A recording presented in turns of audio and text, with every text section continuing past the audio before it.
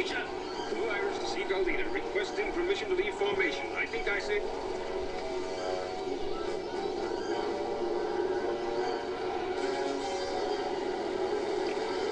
Doctor, it's a pilot. Sir, Blue Iris is dropping out. Blue Iris is leaving the formation.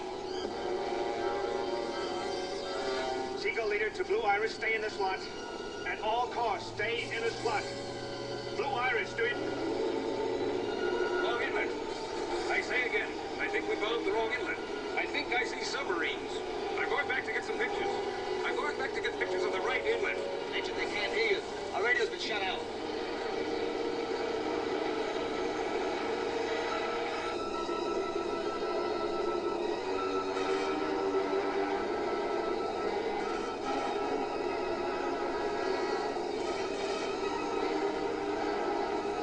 To bomber formation. German fighters, 5 o'clock high to you.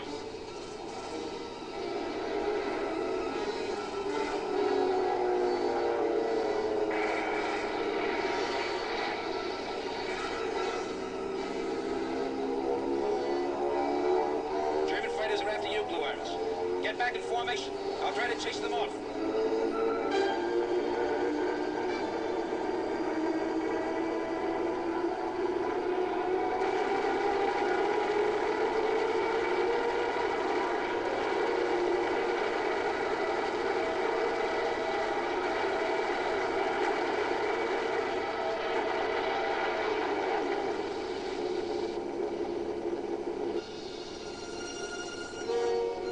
Those pictures.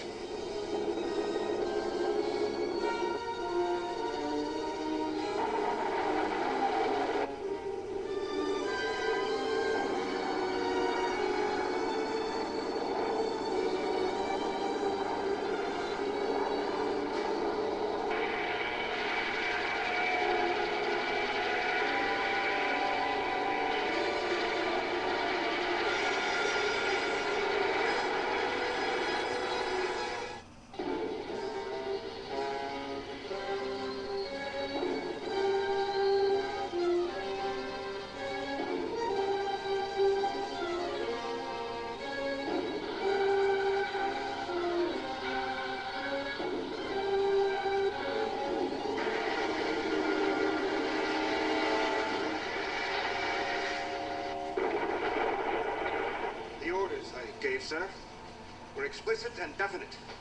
Stay in the slot. I need the pictures. At the briefing and in the air. Leaving the formation was insubordination, pure and simple. I will not close my eyes to that. General? Ray? Any news? Yes. Rescue has them. They ditched in the North Sea. The airplane went under. With the pictures. I understand you were up there in a Mustang. I distinctly said I didn't want to risk you both. General, you didn't tell me not to go at all. As a matter of fact, my evaluation of the circumstances... Since when, Colonel, are you incapable of reading the proper interpretation into a discretionary order? You are grounded. Phil, wait... Grounded, period. Till this thing is resolved for the reasons I gave. Ray knows the target, and I've got to have someone I can count on if I lose him. I'm sure it is resolved, sir. I could prove it's over if I had the strike photos. All right, let's say you're right, and I hope you are. Well, now, in a couple of days, if the sinking stopped, what do you need the pictures for? Something must have gone wrong. Stovall and Wirth are two of the steadiest men in my group. I don't know what the word steady means to you, Joe. You run an awfully free and easy outfit. Yes? Yeah. All right. What is it, Phil? Two more freighters were sunk this afternoon, German submarines. All right, then. I prefer charges against Major Wirth and Major Stovall here and now. Charges? Submarines sinking ships up there now could not possibly be from Norton's home. I hit that base this morning. The only reason I don't have the pictures to prove it is the flagrant insubordination of those pilots. Now, wait a minute. You saw. Thank heavens you were there, Joe. This time I did not miss. You saw Blue Iris sweep me. Easy, Ray. You're talking about good men. Yes. Good men.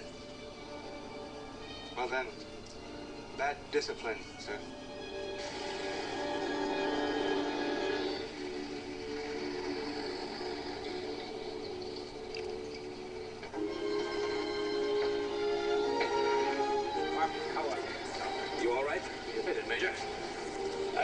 Joe, that's what counts.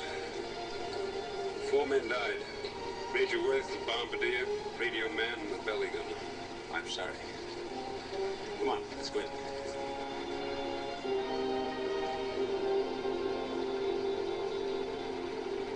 Harvey? You okay?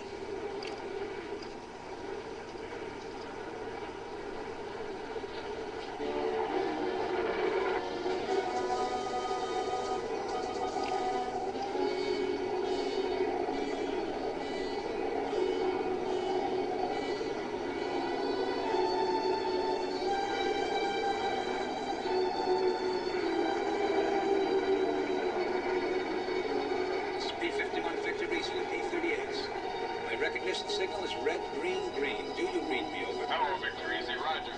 You're a long way from home. Yes. Do little after-hours photography. How are you? Likewise. Target 10-66. Affirmative. Over. Good rocket, watch your tail. B-38 out. Roger. Easy out.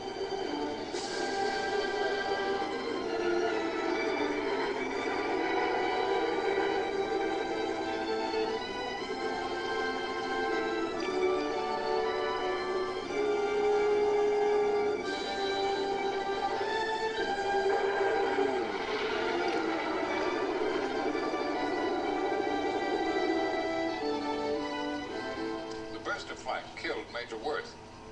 But your navigator reports that he remembers no change of attitude in the aircraft at the time. You took control of it? Yes, sir, with the help of my flight engineer. All survivors and witnesses state that the aircraft held its position in formation coming off the target and then dropped off. Apparently under your control. And ditched. He ditched a damaged aircraft. There's no question about his control or his skill. The point is, he ignored my orders. Sir, I was not ignoring them. I was trying to get permission to confirm what I saw below. Nobody else saw any submarines. Many of the other pilots heard me calling you again and again. What I thought I saw below, sir. And my flight engineer. Your flight engineer is unconscious at the moment and probably will not recover from his wounds. That'll make 5 dead. Harvey, did you see the strike? Did it appear to be the right target? Yes, sir, it was. It's not the best job we've done. But we did hit the designated target. However, since the submarines are still operating, They must have come from some other base. And if I had the pictures to prove it... Colonel, if this were a court, someone would be telling you right about now that those pictures we took are irrelevant and immaterial. We'll see about that when we are in court. Colonel, you're aware of the incendiary nature of this whole Nordensholm affair? Acutely aware, sir. I missed the target 2 weeks ago because of unavoidable circumstances. I am acutely aware, sir. Well, then you know why we want to avoid a court-martial if possible, the attention that it would bring. I just don't see how it can be avoided, sir. I mean, because it is Nordensholm. We are faced here with inefficiency, insubordination, lack of discipline. I don't just mean Major Stovall, but an example must be made. It's the only defense we have against the criticism we're bound to suffer, and he is, after all, the group exec. When sentries don't salute, when security discipline is lax, when military courtesy is virtually ignored on a base, it's almost axiomatic, sir, that efficiency in the air, tactical efficiency, is bound to be substandard. Colonel, if I'm not lying to save my hide, if I did have control, and if I did see a submarine in another inlet up there... I studied those surveys exhaustively. Don't you try to make a whimsical flyboy out of me! There is no other inlet, sir, within 5 or 50 miles of Nordensholm that could possibly be large enough to accommodate a wolf pack. Sir, what could have caused you to make errors on 3 earlier raids? Could it have been camouflage? Don't you try to cloud the issue! Colonel, I thought the submarines and the Major's insubordination was the issue. Oh, yes.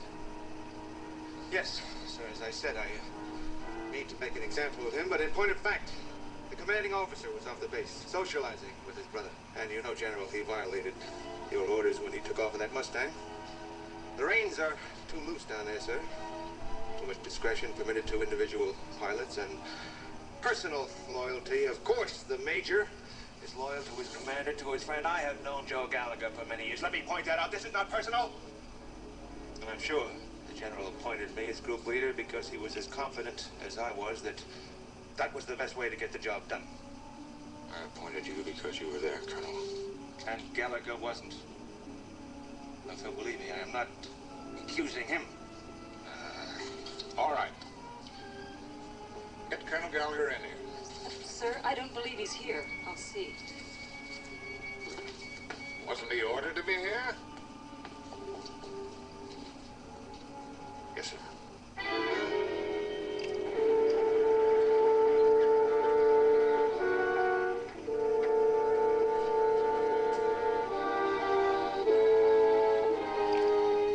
Hello, Joe. Phil? You know, I ought to put you under arrest. Maybe I will. I sent an order down. Yes, sir. For me to be at wing headquarters this morning. Well, General, it's only 11:25. I can still make it. You were around the day before yesterday. Phil, you gave me a Colonel! disciplinary order. I want you to listen to me because this is rank talking. So listen. Where are you? Looking. Don't you think...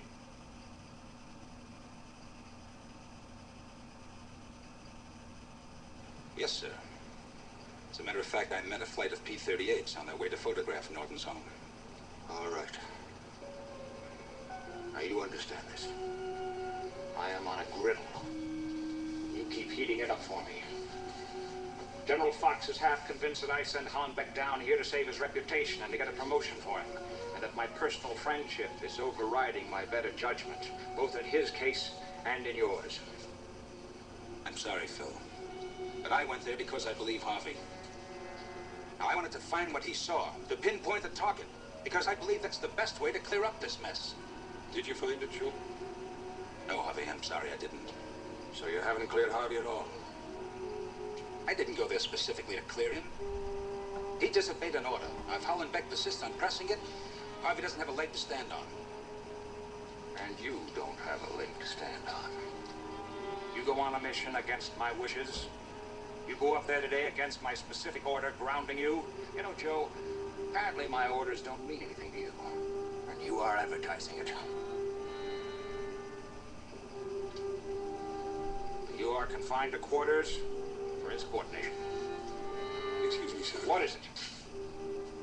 I think it was obvious to everyone at my hearing that I'm really not the one that Colonel Hollenbeck's after. He's after Joe and the 918th. Joe, you see how this is going? You force me to discipline you. Make it look like I'm cutting your throat to help him. Well, let me tell you something. If he is after your job, you're playing right into his hands.